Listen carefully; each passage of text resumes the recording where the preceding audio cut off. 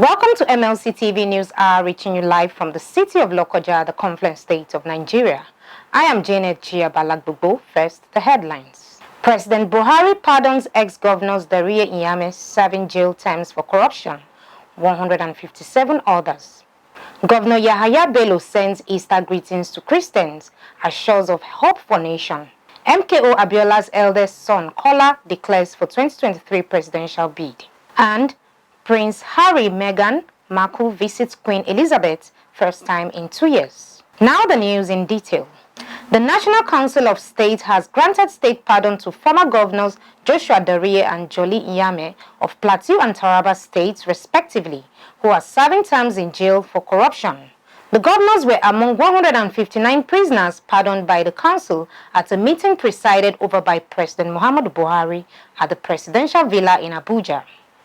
Among the beneficiaries are a former military general and minister under the Sani Abacha regime, Tajuddin Olarewaju, and Army Lieutenant Colonel Akiyode, who was an aide of former Deputy to General Abacha, Oladipo Dia, and all the junior officers jailed over the 1990 abortive Gideon Oka coup. The full list of those pardoned is not immediately available. According to a presidency source, the two former governors were pardoned on health and age grounds. NYAME, 66, governor of Taraba State from 1999 to 2007, was serving a 12-year jail term at the Kuje prison for misappropriation of funds while he was in office. The Supreme Court upheld his conviction in February 2020. DARIYE, 64, who governed Plateau State between 1999 and 2007, was jailed for stealing 2 billion naira of public funds during his time as Plateau State governor between 1999 and 2007. The former governor, elected as senator representing Plateau Central in the Senate in 2015, was sentenced in June 2018 but still completed his tenure from jail in June 2019. The federal government on Thursday in Abuja revealed plans to hold the national population census in April 2023.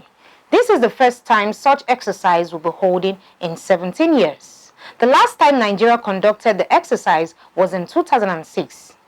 That exercise put the country's population at 140.43 million to 71.3 million males and 69.0 million females. The Director General of Nigerian Population Commission, Nazir Isa Kwara, disclosed the plan to conduct census in 2023 to State House correspondents at the end of a meeting of the Council of States presided over by the President Muhammadu Buhari. While noting that the NPC would hold a pilot census in June this year after the political primaries, Isa Kwara noted that the Commission would deploy high-grade technology during the exercise. He lamented that the country's current data are obsolete projections, saying that the census would provide more accurate data for national planning. Also briefing correspondents was the Minister of Special Duties, George Akume, who noted that the Council approved the conferment of National Honors Award in 434 Nigerians who have distinguished themselves in the various fields of endeavor. The Council of State is an organ of the federal government responsible for advising the executive on policy matters. The National Assembly yesterday approved the revised budget of over 17 trillion naira for the 2022 fiscal year. The revised sum of 17.3 trillion, which is in contrast with the 2022 budget of 17.13 trillion naira passed last year, represents a 193 billion increase. But while the Senate approved 3.55 trillion for the petrol subsidy, the House of Representatives okayed 4 trillion naira, pegged the oil benchmark at $73 per barrel from $62. The approval of the Appropriations Act 2022 Amendment Bill was sequel to the consideration of a report by the Committee on Appropriations presented by its chairman, Senator Jibrin Barau. All Progressives Congress, APC, Kano North. The approval came with the passage of a bill to amend the 2022 Appropriations Act transmitted to the National Assembly on February 10, 2022 by President Muhammadu Buhari for consideration. Recall that the Senate had in December 2021 passed a budget of over 17 trillion naira of the total sum of over 17 trillion naira passed. Over 817 billion naira is for statutory transfers. Over 3 trillion naira for debt service, over 7 trillion naira for recurrence, non-debt expenditure, and over 5 trillion naira for contribution to the development fund for capital expenditure. Also, the Senate approved the sum of 3.557 trillion for PMS subsidy in 2022, forward in the two separate requests by the President to the National Assembly for approval. It also approved the 192.52 billion aggregate increase sought by the executive and an additional provision of 182.45 billion to cater for the needs of the Nigerian police force to enhance the morale of officers and men.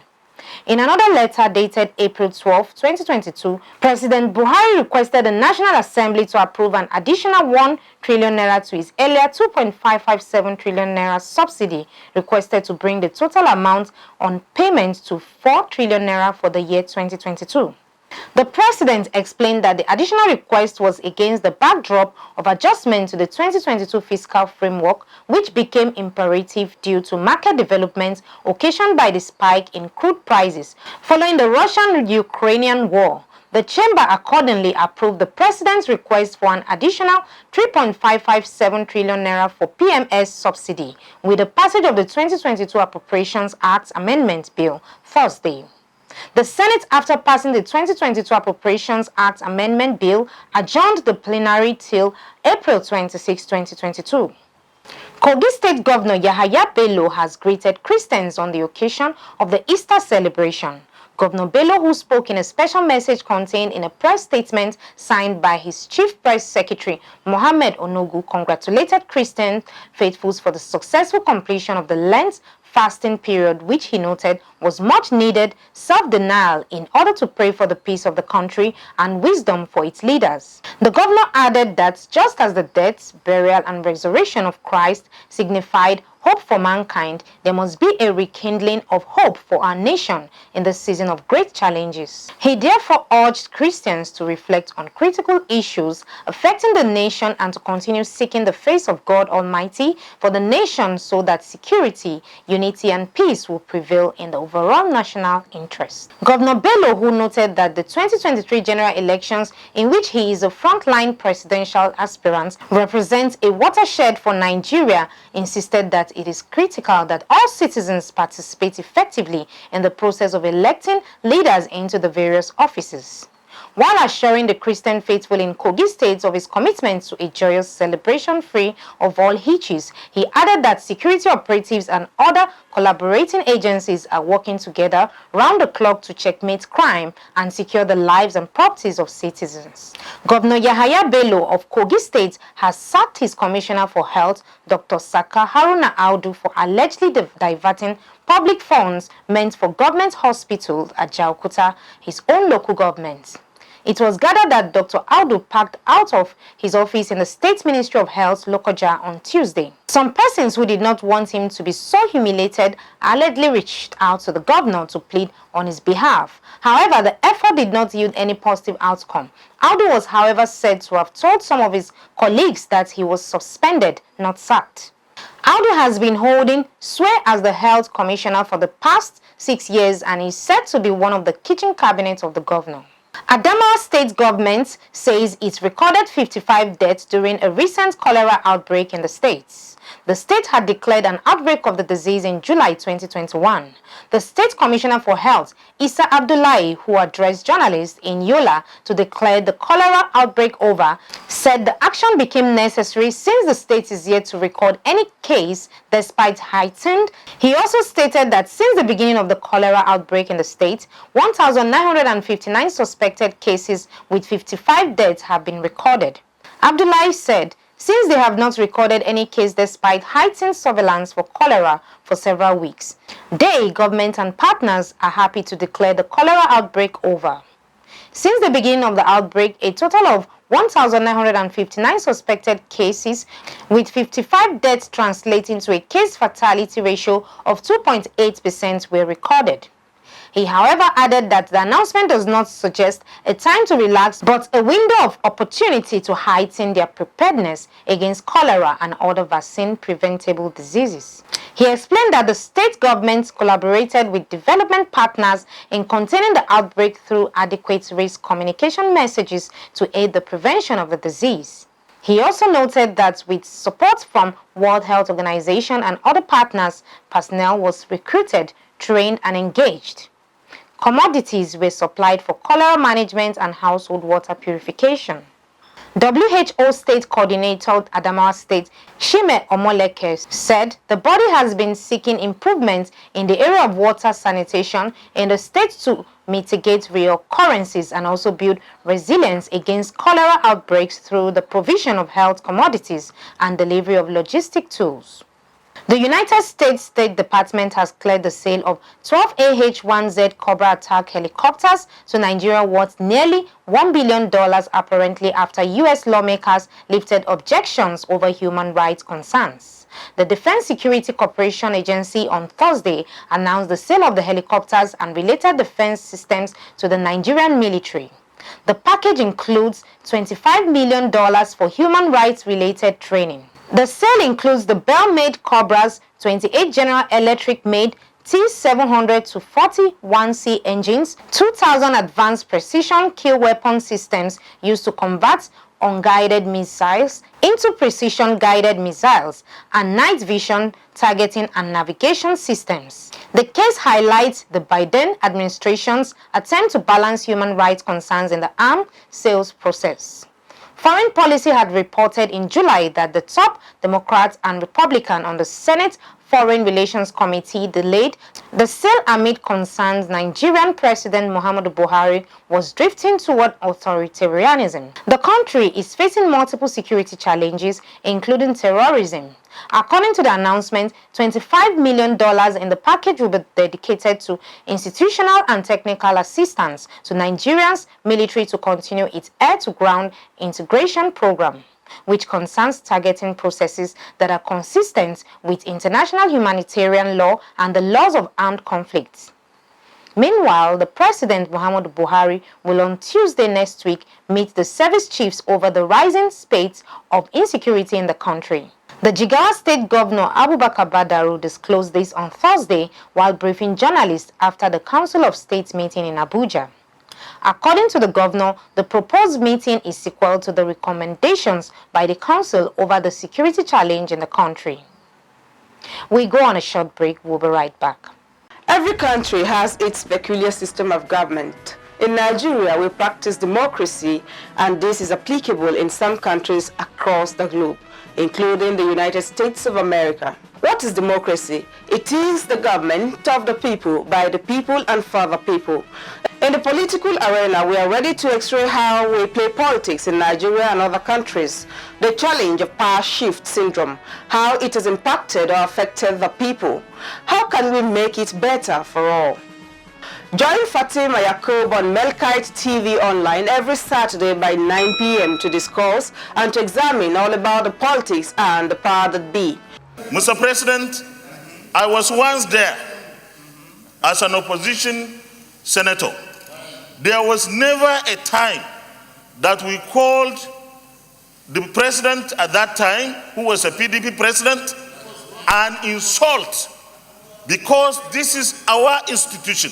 And if we don't conduct ourselves with dignity and respect, nobody will respect us. The heads of security in Nigeria made several different explanations for killings of our citizens. The Constitution of the Federal Republic of Nigeria 1999 as amended, I hereby forward for the confirmation by the Senate the appointment of the underlisted nominees as National Commissioners and Resident Electoral Commissioner for the Independent National Electoral Commission, INEC. To watch or subscribe to our YouTube channel, Mlc TV, like our Facebook page, Mlc TV, and follow us on our Instagram, Mlc TV 2021. We are here to inform, educate, and to criticize constructively. Don't miss it.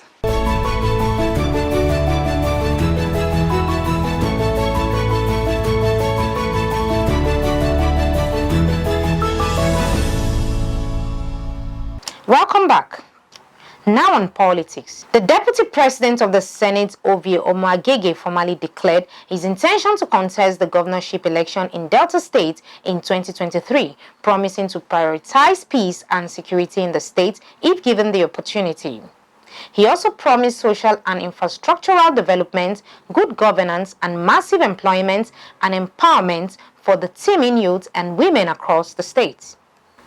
Omar Gege gave the assurances while addressing the various support groups and stakeholders who besieged the Federal University of Petroleum Resources, Efurun, Delta State, venue of the declaration. He lamented the plight of many young graduates in the state who he said had turned into tricycle riders out of frustration of unemployment, and several pensioners who have been pauperized or died prematurely.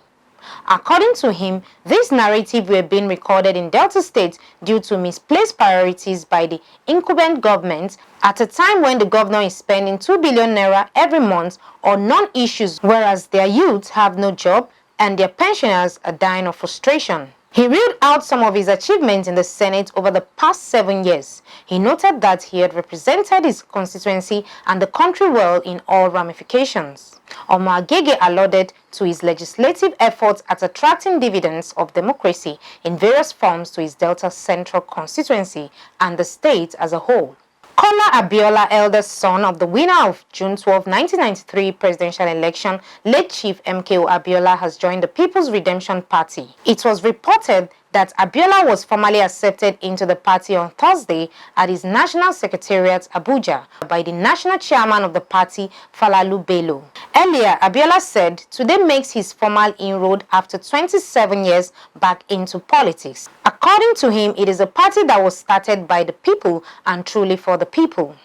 While raising concern over the low participation of youth in politics, he said they have a youth population that has been cut out of the system, the political process. The first thing he went to do is to disrupt the political process to disabuse the minds of the youth on godfatherism. He said the way to do this is to give the true owners of Nigeria, that is, the 18 to 36 years age group that makes up over 75% of the population, an opportunity for their voices to be heard and their numbers to count. Now on crime. The Lagos State Police Command has arrested a 30-year-old man, Uchenna Daniels, over the kidnap of a girl, Hannatu Kabiri. It was gathered that Daniels adopted the victim in Kaduna and fled to Lagos, where he was arrested. The State Police Public Relations Officer, SP Benjamin Hundeyin, during a parade at the command headquarters Ikeja, said the suspect was tackled and arrested at Allen Avenue, Ikeja. The suspect revealed that the victim's boyfriend, one Ahmed and one Bilia, planned the kidnap with him and collected a ransom of 2 million naira in Kaduna through a bureau de change from the parents of the victim before she was released on March 28, 2022. The police also paraded a pastor, Elijah Emenandu, of the Chapel of Revelation Ministry, Ajigule, for allegedly defiling 3 children for 8 months. The police spokesman vowed that the suspect will be made to face the full wrath of the law. The police command also paraded a father, Benedict Ahieze, for allegedly killing his own 1-month-old baby, Onyechi, at their residence in the Idimu area of the state. The PPRO said the victim was killed by Benedict Anyeze, who in a drunken state smashed his daughter Onyechi's head on the floor after a quarrel with his wife. The suspect will soon be charged to court. 3 other suspects were also paraded for allegedly killing 3 people in separate incidents in the Bariga and Agege areas of Lagos State. Hundeyin said 2 men, Obiora Igboagu and Pedro Akimbiyi, were at the exclusive mansion hotel when an argument ensued between them. The argument was said to have degenerated into a fight, and in the process, Igboagu allegedly used a stone to hit Akimbiyi's head, which led to his death. Another suspect, Tijani Abubakar, was alleged to have stabbed a 25-year-old man to death during a scuffle in the Agege area on March 18, 2022. Now on foreign news.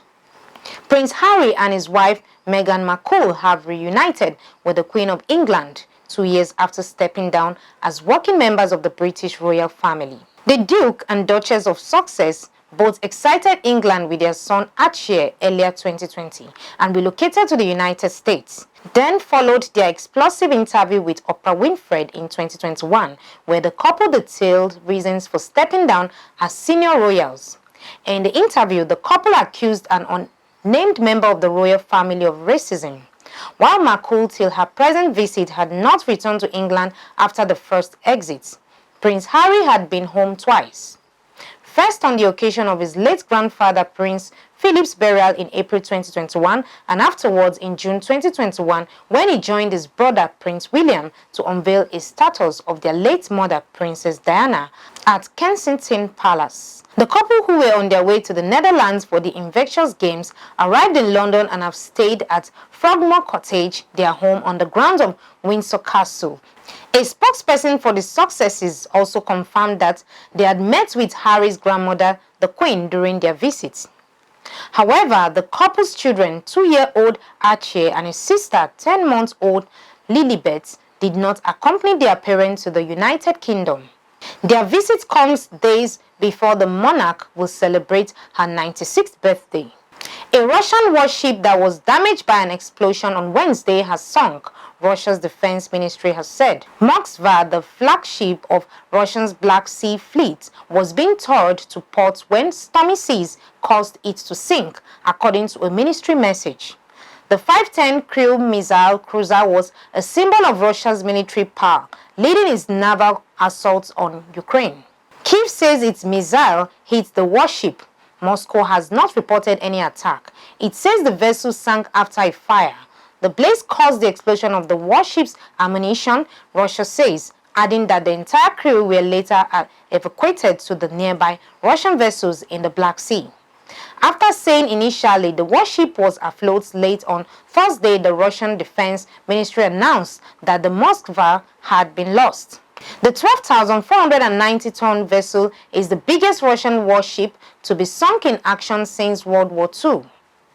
Ukrainian military officials said they struck the Moskva with Ukrainian-made Neptune missiles, a weapon designed after Russia's annexation of Crimea in 2014, and a naval threat to Ukraine in the Black Sea grew.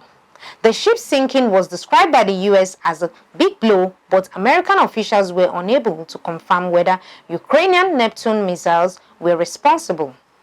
Let's join Jonah Malik for the sports news.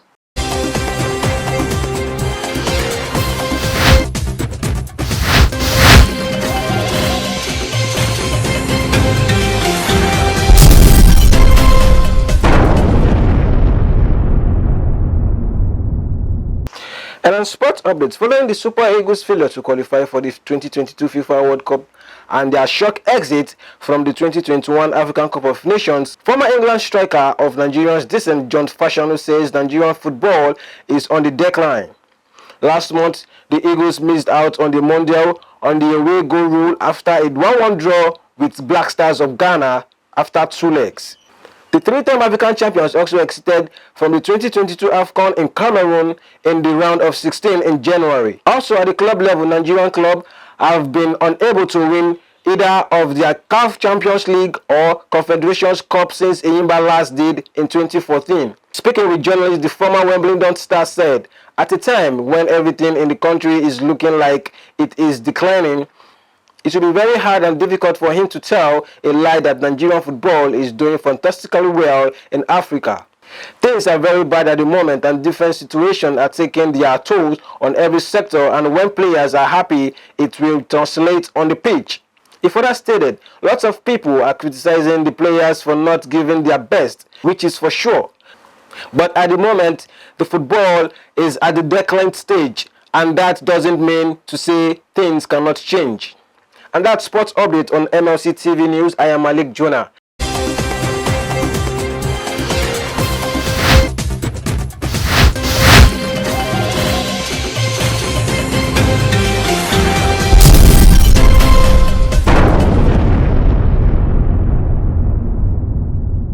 Thank you, Jonah, for the sport update. Over to Matthias Ayodeji Peters for the entertainment news.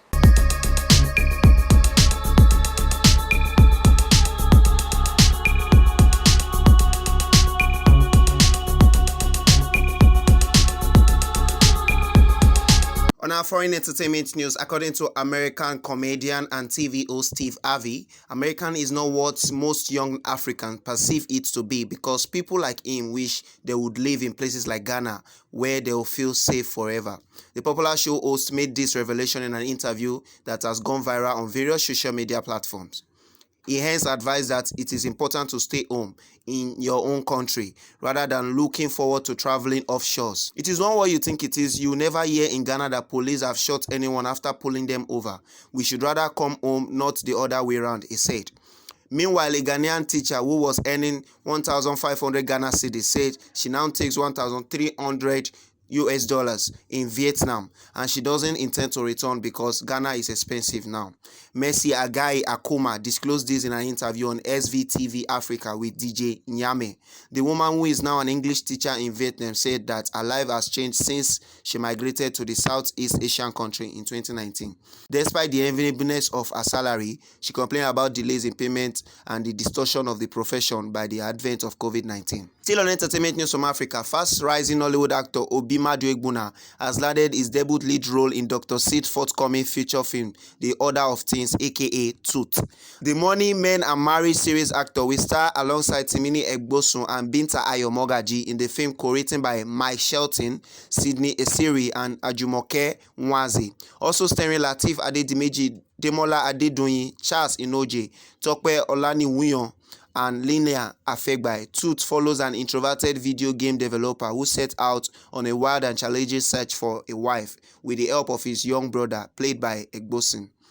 Prior to the soon-to-be-released rom-com, Maduegbuna has featured in a number of top-rated productions, including the latest season of Ndani's TV, Rumor Has It, and the AMVCA-nominated Tinted Canvas, directed by Segilola Ogidon. The Zero Gravity production and Film One Entertainment collaboration will reportedly premiere in cinemas on June 10, 2022. And that is all on entertainment news today. My name is Matthias Ayodeji Peter, reporting for Mlc TV. Back to our caster for more stories.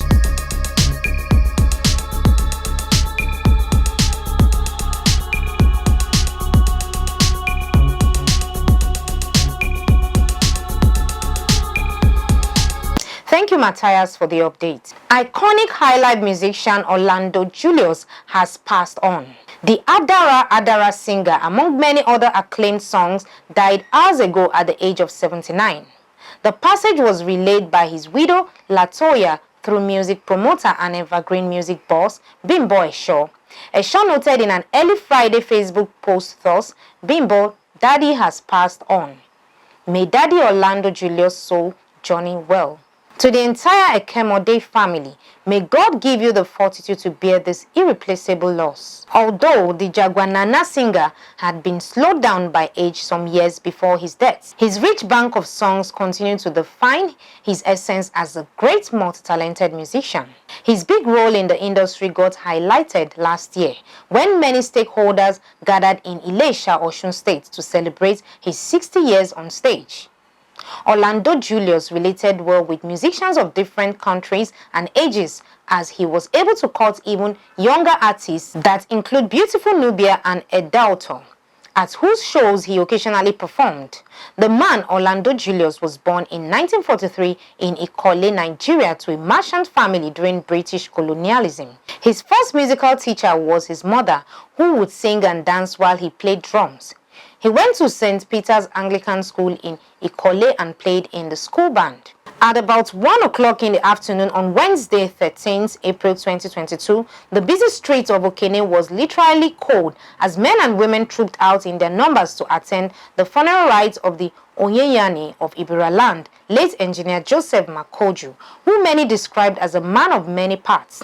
The funeral mass, which was conducted at the Christ the King Catholic Church Okene, saw the vast auditorium filled to the brim as dignitaries from within and outside Kogi State, women and youth groups, associations, among others, thronged the venue to pay their last respects. In a message to the event, Kogi State Governor Yahaya Adoza Bello described late engineer Joseph Makoju as a humane personality who has impacted the lives of many positively. The governor, who was represented by his deputy Edward Onoja, pointed out that he received the news of the death of Makoju with a rude shock, stressing that he has contributed hugely to his administration.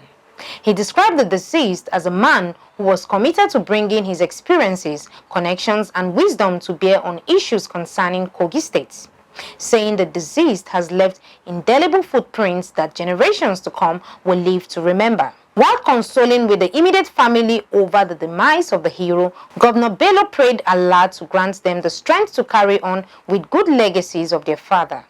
Speaking at the funeral mass, the parish priest Christ, the King Catholic Church Okene, Reverend Father Ezekiel Awolumate said Engineer Makoju's life was a challenge to all human, stressing that his life also was a gospel for all to read. Father Awolumate noted that man prepares for eternity while on earth, explaining that the deceased lived a life worthy of emulation.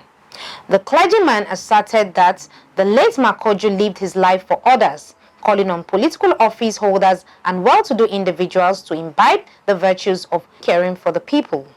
He noted that death has no timetable, calling on the living to always seek to please God in all their ways and as well impact the society and the lives of others positively at all times. Senior Special Assistant to the Governor on Legal Matters, Barrister Umeza Shedrack Emmanuel, described late Engineer Joseph Makoju as a man who lived a simple and humble life, a life worthy of emulation, stressing that he has made his mark in the states, country and the globe, praying God to continue to help his family members to carry on his good legacies. The legal luminary prayed God to grant the soul of the deceased eternal rest and grant the family the fortitude to bear the irreparable loss.